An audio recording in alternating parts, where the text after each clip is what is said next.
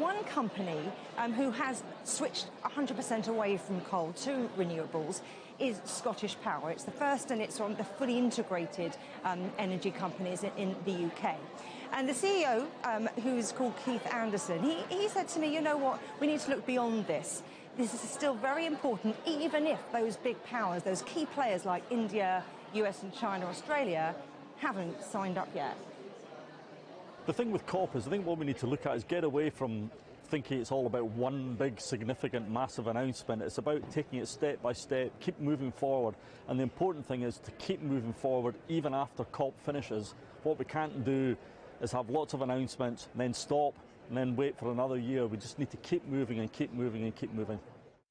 One breakthrough I'm hearing noise about is hydrogen. Yeah. What's happening? It's brilliant. So I think hydrogen's a massive future, and the great thing for Scotland, and Scotland's probably one of the best placed countries to take a lead in developing hydrogen technology across the world. The importance for hydrogen is there's probably 10 to 15% of the economy that we can't electrify, and therefore hydrogen is the best answer for it. So big dustbin lorries, heavy goods vehicles, big industrial processes like steel fabrication. Hydrogen is a brilliant solution for those and a really, really important part of getting to net zero. So you've got a solution, but these things take time. They also cost money.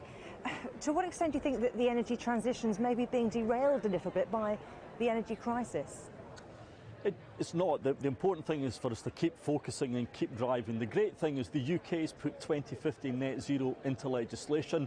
We have the pathway to get there.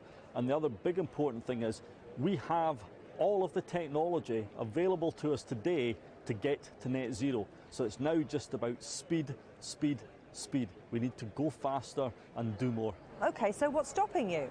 So one of the things we need to do, the ambition's brilliant, the targets are brilliant, lots of processes in the country that were designed 10 years ago and they aren't keeping pace with what we need to do. So we need to look at our planning system, we need to look at our regulatory system, we need to look at some of the environmental processes to make sure they can keep pace to allow us to get to net zero. You're brimming with enthusiasm. Yeah. But how has COP26 been for you so far? Is it turning out as expected, in terms, not just in terms of the atmosphere, but in the connections you're making? Look, there's a phenomenal buzz around Glasgow. It is brilliant. There's a massive buzz around the COP Centre.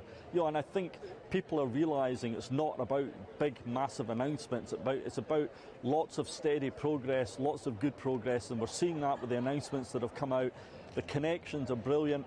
It's a great way to meet all the world leaders, to meet politicians, regulators, other companies. Brilliant connections between the finance community, the business community and government, because that's critical to driving forward.